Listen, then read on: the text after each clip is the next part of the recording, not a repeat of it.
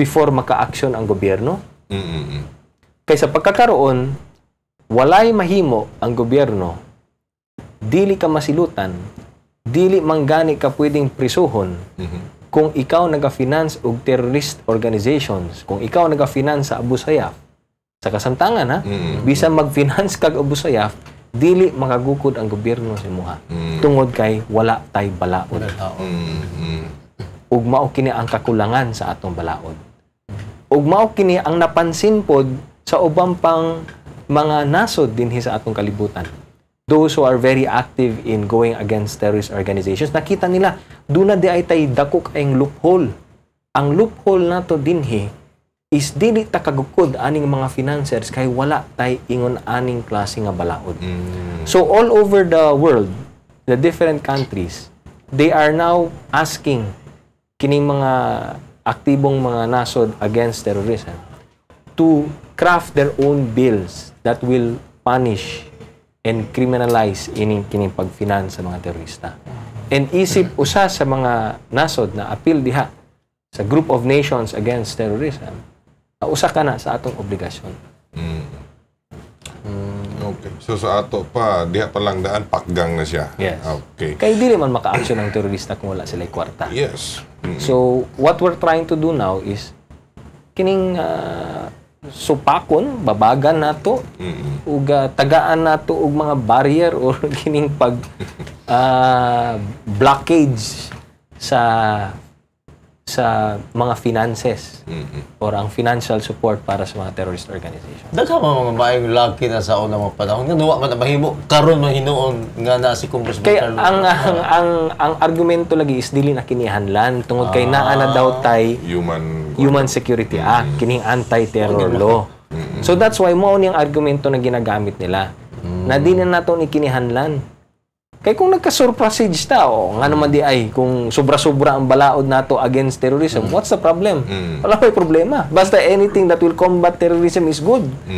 Pero nga mangita pa sila, di na kinihanlan na, oy, kay naanatay Terrorist Act, naanatay Human Security Act, naanatay Anti-Terror Law, di na kinihanlan na. Nga mag-ingon ana mga argumento kung, di ba? Mo na siya. Okay. Sa laing bahin na Congressman, atol sa anibersaryo sa usa ka Manila-based newspaper, si Presidente Noynoy Aquino mi-anunsyo nga ang Malacañang mipagawas na sa ilang versyon sa Freedom on Information Bill o mas naila kini nga FOI aron makonsidera o maprubahan sa Kongreso. Nabot na ba ang maong hisgutanan diha sa Balay Balaoranan, sir? Actually, this week dapat nakaschedule ang kanang ginatawag nato na technical working group para ma-finalize na namo ang version sa Freedom of Information Bill. Pero due to unknown circumstances, wala ko kabalong na postpone or wala madayon itong among technical working group. So, nangutan ako kung kanusa ang next natong hearing regarding the FOI, wala pa sila scheduled hearing. Pero ang assumption nako is wala na madayon tong technical working group tungod kay nagpaabot pa sila sa version sa Malacañang. Sa pagsabot, Congressman Carlo, doon ay kaugalingong bersyon ang Kongreso sa sigutan ng Freedom of Information Bill, FOI. Unsa may tabo karon, pananglitam sulod na ang Malacañang dala ang ilang kaugalingong bersyon kundi pending karon sa Kongreso, Congressman Carlo. Ang tanang mga mahitabuan ang tanang mga authors sa Freedom of Information Bill will have to consider ang version sa Malacañang. And gani dito sa technical working group kinihanlan namo planchahon ang among mga diferensya. So ang mga authors karon sa Freedom of Information have the option to adopt the Malacañang version. So, kung unsa may version sa Malacañang, pwede na mo i-adapt and we can adapt it as the committee's version. So, mo na siyang option. So, nagpaabot pa mi sa version sa Malacañang para makumpara na mo siya dito sa version sa ubang mga authors or sponsors sa Freedom of Information. And then, among hisgutan kung unsa mahimong pinal nga version na sponsoran sa Committee on Public Information. So right now, that's why dapat nag-technical working group na kami this week. Pero na-postpone siya because I think we're still waiting for the version ng Malacanang. So pagdating ng version ng Malacanang, dito na ma-schedule ang technical working group. And ang mahitabo manggudana is the secretariat, the committee secretary will come up with a matrix, kining matrix kung para makita dahil nimo kung mao ni ang version ni Congressman Tanyada, mao ni ang version ni Congressman Nograles, mao ni ang version ni Congressman Kinsa Padiha, and then mao ni ang version sa Malacanang.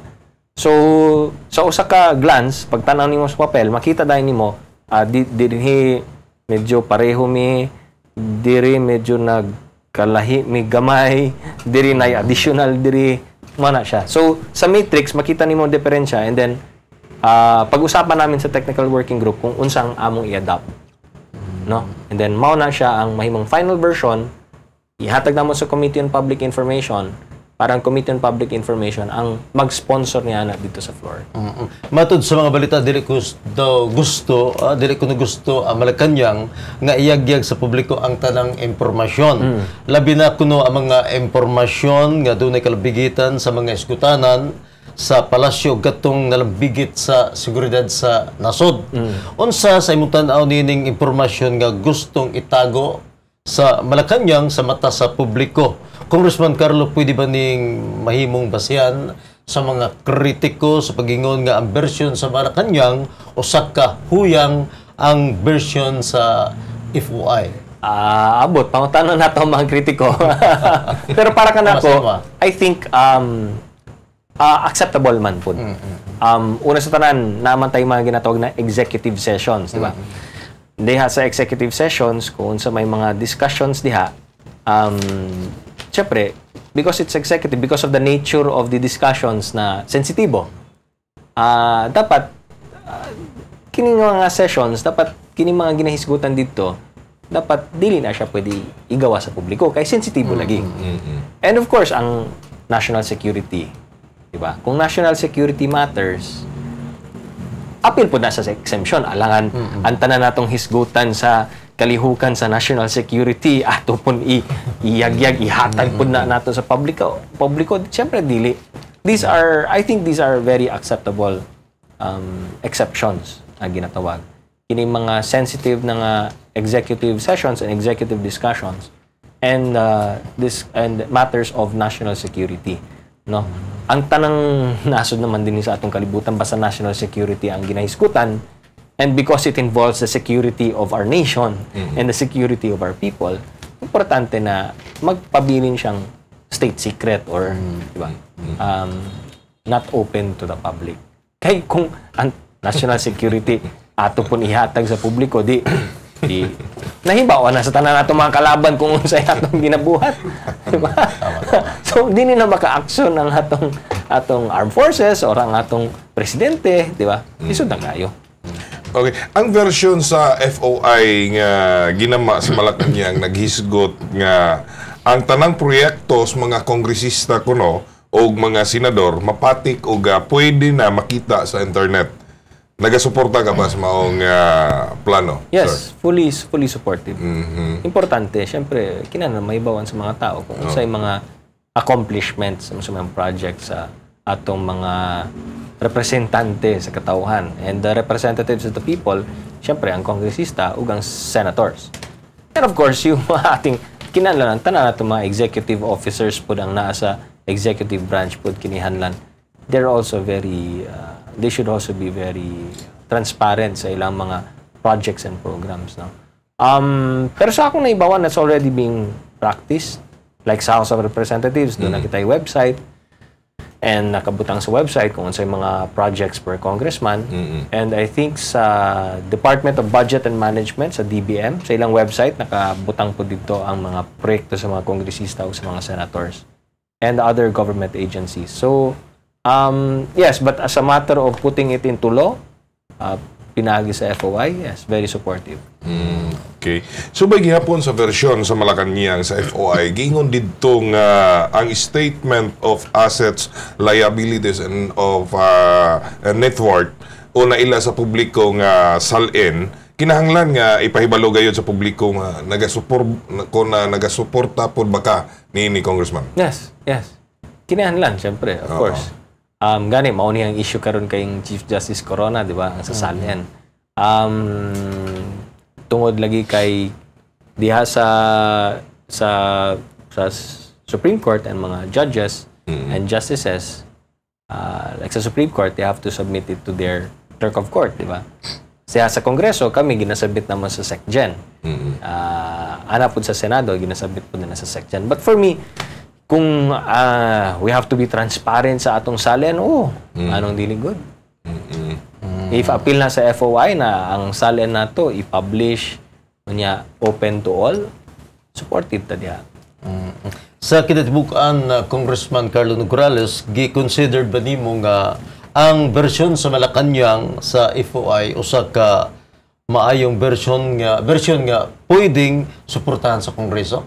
Yes, although I have not seen the version of Malacañang itself, kini base lang pod sa akong nadungog gikan sa mga spokesperson sa Malacañang, I think the Malacañang version is acceptable. Gani, nakatanaw ko sa usa ka program, TV interview program, na gi-interview ang usa sa mga prime movers sa freedom of information. And he said na acceptable sa ilang grupo ang Malacañang version. So kung acceptable sila then all the more, di ba? Ang importante lang is doon na kita freedom of information na mapasar karon. And I think the Malacañang version is acceptable to all stakeholders. It's not 100% sa kagustuhan sa tanang mga stakeholders, but it is already a start for them para magkaroon lang mapasar lang ang freedom of information. They're already happy with that version. And then pag napasar yan, saka na lang siguro natin i-fine-tune to kung unsa pa yung mga gusto nilang i-fine-tune dito. But as it is, it's already acceptable to many sectors. Mga pangutana gikan ni sa barangay congressman, nisigutan nato ning mga pangutana gikan sa tumakigsunan sa nagkadi mga barangay. Congressman Carlo, ang unang pangutana naglambigit sa gingon nga sa presidente di pa naman dugay nga iyang ginadahuman nga ipasa sa Kongreso ang Reproductive Health Bill. Sa di pa mahuman ang tuig usab kini ka tansyadong banabana lang o usa ka matang sa mando sa presidente ngadto sa Kongreso, Congressman? Well, I think I really don't know kung anong ibig niya sabihin nun, no?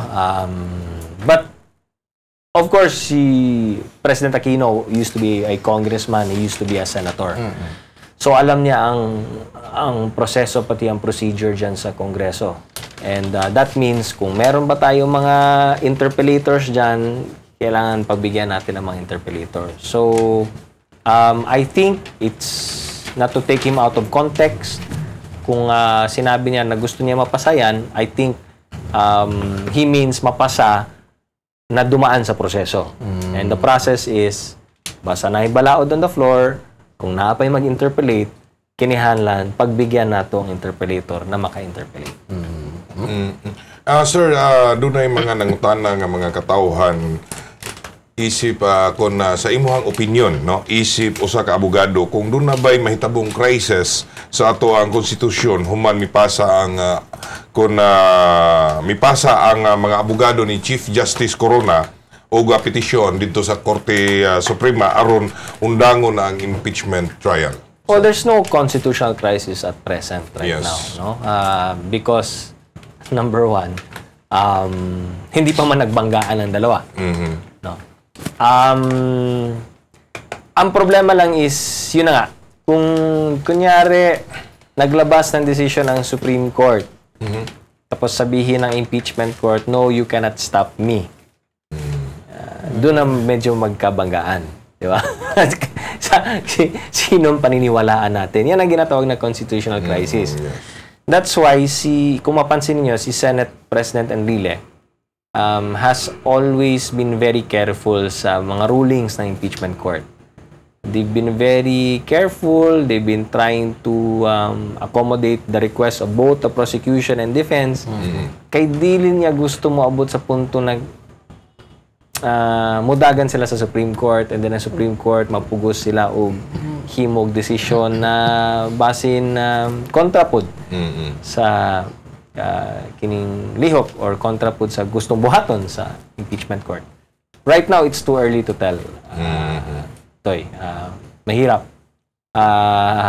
Pero marami ang nagsasabi na parang doon na rin doon na rin papunta eh.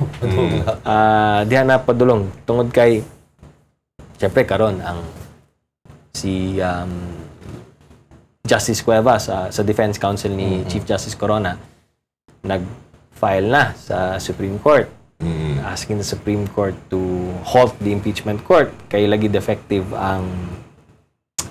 kining ginatawag na articles of impeachment.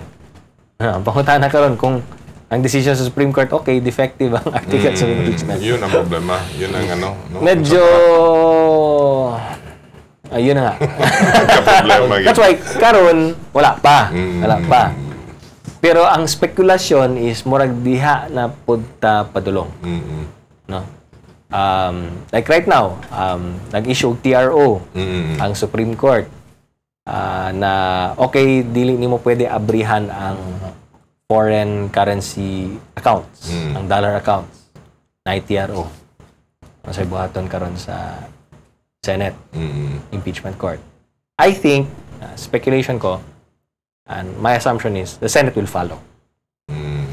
Kasi as I said, if you observe ang mga decision ni Enrile and the impeachment court,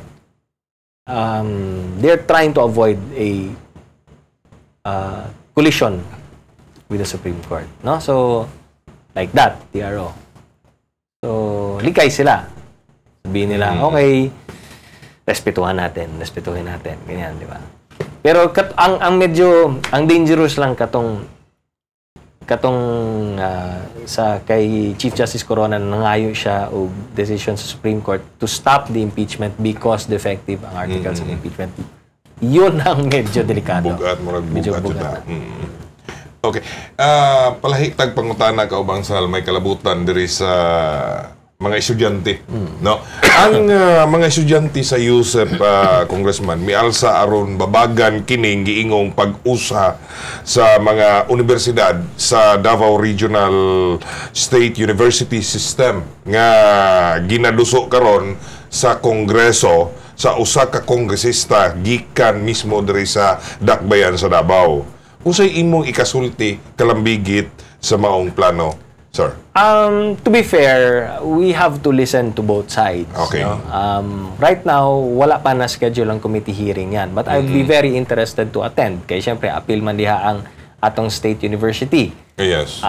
So, I'll be very interested to hear both sides, no? Ang mga pro ug mga anti. No? So, paminawon usa nato. Let's not make judgments first. Paminawon nato because I'm sure meron niya may mga positive points, meron din mga negative points yan. So, dili usa ta maghisgot kung unsa man ang sa may atong posisyon, no? As far